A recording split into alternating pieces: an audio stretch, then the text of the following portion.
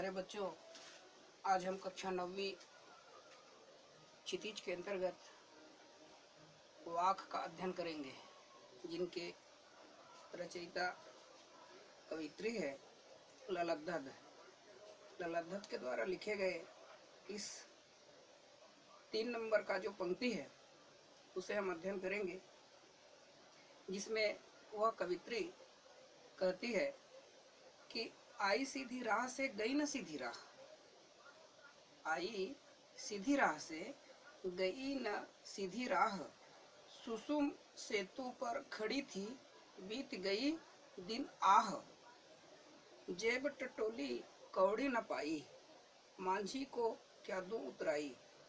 अर्थात इस पंक्ति के माध्यम से कवित्री हम सभी को बताना चाहती है, कहती है कि किस प्रकार से मैं जन्म लेने के बाद ईश्वर का गुणगान नहीं करने से मेरा जो दुर्दशा, जो मेरा भविष्य में जो अपमान या दुर्गुण के कारण से कई प्रकार का जो कष्ट मिलेगा, उनको उजागर करते हुए इस पंक्ति के माध्यम से कहते हैं कि अपने द्वारा परमात्मा से मिलन के लिए सामान्य भक्ति मार्ग को न अपनाकर हठ योग का सहारा लिया।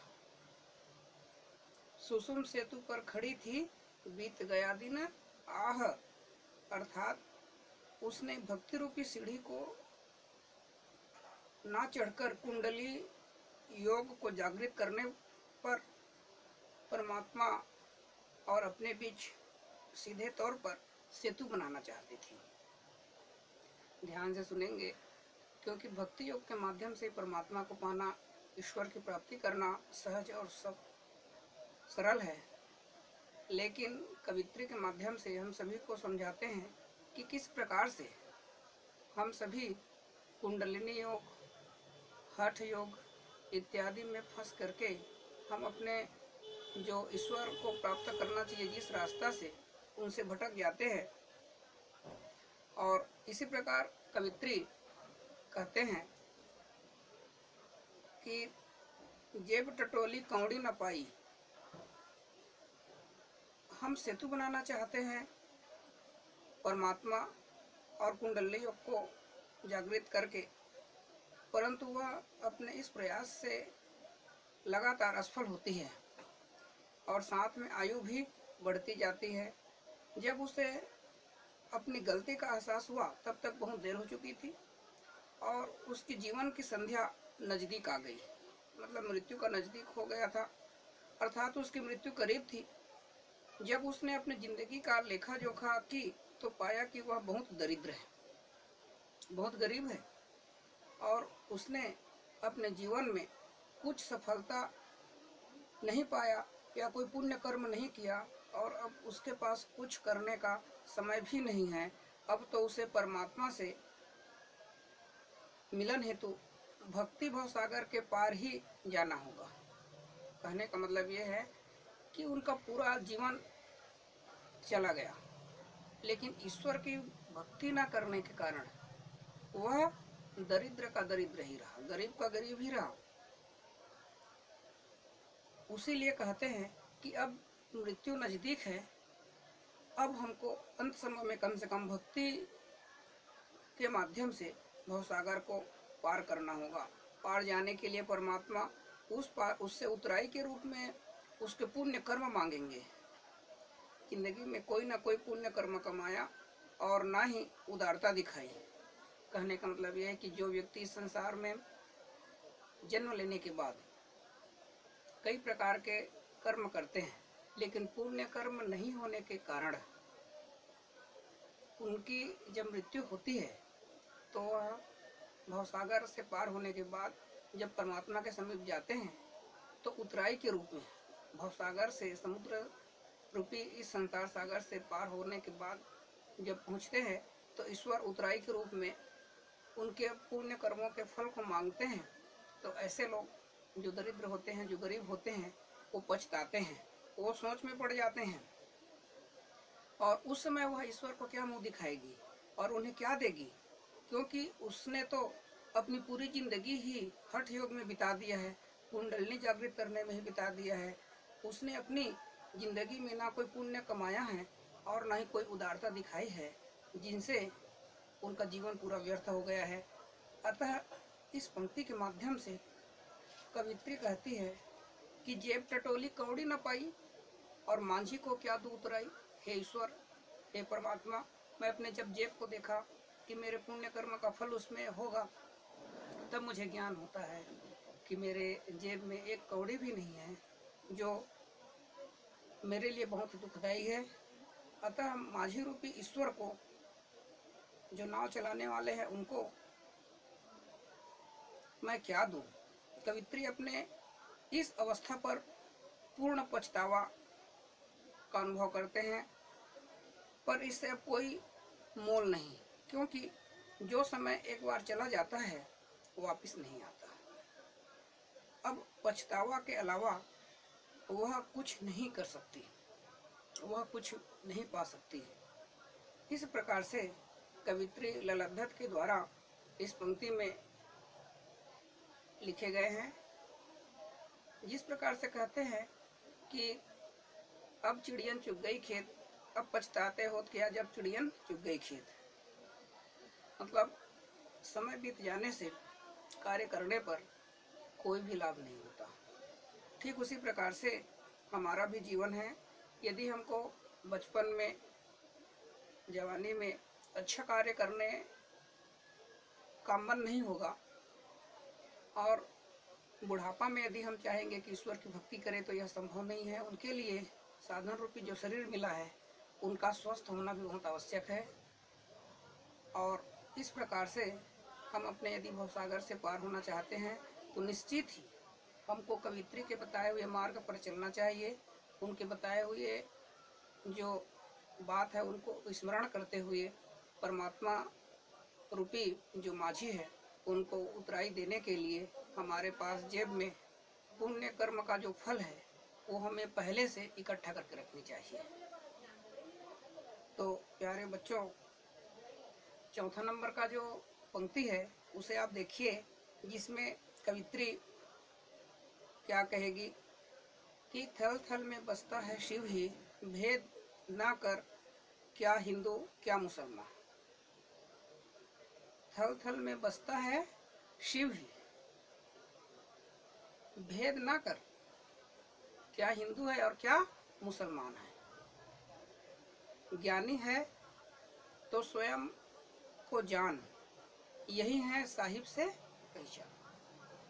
बहुत ही सुंदर पंक्ति के माध्यम से कवित्री यहाँ पर समझाने की प्रयास की है और कहती है कि जिस प्रकार से थल थल में मतलब पूरे सर्वत्र, पूरे संसार में केवल और केवल ईश्वर का ही, शिव का ही वास होता है। जो आपका इष्ट देव है उनका ही निवास स्थान है। आपको ऐसा भेद नहीं करना चाहिए, मतभेद आपके मन में नहीं होना चाहिए कि मैं हिंदू हूँ तो मुझे ईश्वर की प्राप्ति होगी, मुसलमान को नहीं, या मुसलमान को भी ऐसा अपने आप में भावना नहीं रखनी चाहिए कि हम तो अल्लाह के माध्यम से इस संसार से पार हो जाएंगे, लेकिन हिंदू लोग मूर्ख है या हिंदू लोग ईश्वर की प्राप्ति नहीं कर सकते। ऐसा यदि उनके सोच हैं तो ये दोनों ने ईश्वर की जो प्राप्ति है उनके मार्ग को भी नहीं जाना, मार्ग को भी नहीं पहचान पाया कि कौन सा मार्ग से ईश्वर की प्राप्ति होती है, जो इस संसार सागर से हमको मुक्ति दिलाएंगे, मोक्ष की प्राप्ति हमको करवाएंगे। तो कवित्री यही कहना चाहती है कि ज्ञानी है, यदि कोई व्यक्ति संसार सागर में अपने आप को ज्ञानी कहते हैं, विद्वान समझते हैं, तो उनका एक ही लक्ष्य होना चाहिए और वह है स्वयं का ज्ञान। जब तक हमारे हृदय में स्वयं का ज्ञान नहीं होगा, जब तक हम अपने आप को पहचान नहीं पाएंगे, तब तक हमारा ईश्वर से पहचान होना मुश्किल ही नहीं, नामुमकिन भी है। कहने का मतलब यही है कि हमको हमेशा ही ईश्वर के प्रति जो श्रद्धा भाव है वह रखनी चाहिए और उनके लिए हमारा एक ही उद्देश्य होना चाहिए कि अपने आत्मज्ञान की प्राप्ति। इस संसार में जो कई लोग ऐसे हुए हैं, इसीलिए कहते हैं कि पोथी पढ़ी पढ़ी जग मुआ पंडित भया न कोय और 2.5 अक्षर प्रेम का पढ़े सुपंडित होए। इस संसार में कई लोग पोथी पुराण को पढ़ पढ़ करके मृत्यु को प्राप्त हो गए, लेकिन पोथी पढ़ी पढ़ी जग मुआ पंडित भया न कोई, कोई भी व्यक्ति संसार में पंडित नहीं बना। लेकिन जो व्यक्ति जो प्रेम रूपी 2.5 अक्षर का जो मंत्र है उनको पढ़ लिए, तो वही जो है सच्चे अर्थों में पंडित कहलाएगा, वही सच्चे अर्थों में ज्ञानी कहलाएगा। सिर्फ 2.5 अक्षर से प्रेम शब्द ही नहीं बना है, 2.5 अक्षर से बना है सत्य, 2.5 अक्षर से बना है विष्णु, 2.5 अक्षर से बना है कृष्ण, 2.5 अक्षर से बना है अस्ति, 2.5 अक्षर से बना है ब्रह्मा इत्यादि ऐसे नाम हैं जिनको हमें जानने की आवश्यकता है, तभी हम ज्ञानी हो सकते हैं। यदि आप 2.5 अक्षर को पहचान लिए तो आप पंडित हो जाएंगे और पंडित होने पर आप अपने आप को भी जान लेंगे। जब आपको अपना आत्मज्ञान की प्राप्ति हो जाएगी तो आपको इस संसार में ऐसा कुछ भी नहीं है जो आपको रोक सके, जो आपको पीछे हटा सके ईश्वर की प्राप्ति में, आपके मार्ग में कोई बाधक बन सके। और यही सच्चे अर्थों में ज्ञानी व्यक्ति की पहचान है, यही सच्चे अर्थों में ईश्वर के मिलने का साधन है। क्योंकि जब तक हम में भेदभाव की भावना होगी, जब तक हिंदू और मुसलमान भेदभाव करेंगे, तब तक वह जो है ईश्वर के समीप नहीं जा सकता। अतः हमको इस ललाधत के द्वारा लिखे गए जो पंक्ति है उन पर ध्यान देना चाहिए और हम सभी को अपना जीवन एक आनंद पूर्वक बिताते हुए भवसागर से पार होने हेतु जो मुक्ति का साधन है यह शरीर, उनके माध्यम से हमको आत्मज्ञान की प्राप्ति और उसके बाद फिर इस भवसागर से मुक्त होने की जो आकांक्षा है वह निश्चित रूप से मिलेगा। तो प्यारे बच्चों, आइए आज आपको इसके संबंधित कुछ आप जो अभी सुने हैं उसका 2 प्रश्न आपको मिलेगा। और वह प्रश्न ये है कि आप जिनको गृह कार्य के रूप में लिखेंगे अपने घर में अपने कॉपी में, और लिखने के बाद हम उसको चेक भी करेंगे। लेकिन यदि आप ध्यानपूर्वक इसको सुनेंगे, वीडियो को देखेंगे, तो निश्चित है कि आपको समझ में आएगा, उत्तर खोजने में आसानी होगी और आपको अच्छे से, और इसका संबंधित कई प्रकार का प्रश्न बनेगा, वह भी आपको पूरा समझ में आएगा। तो आइए अब आपको एक प्रश्न हम देते हैं। वह प्रश्न जो है आपके लिए तीसरा और चौथा दोनों का एक एक पंक्ति का अलग अलग प्रश्न है। इसमें प्रश्न क्रमांक 1 है, हठ योग का सहारा लेने से क्या लाभ है? हठ योग का सहारा क्यों लेते हैं, उससे क्या मिलता है? और प्रश्न क्रमांक 2 है, ईश्वर से मिलने का एकमात्र साधन क्या है? ये पंक्ति 4 का प्रश्न है। 4 नंबर की पंक्ति में इसका उत्तर आपको खोजना है कि ईश्वर से मिलने का एकमात्र साधन क्या है। ये आप लोग के लिए था। ये देखिए, आपका ये गृह कार्य के रूप में प्रश्न जो दिया गया है वो आपको दिखाया जा रहा है, जो आपके लिए काम का चीज होगा।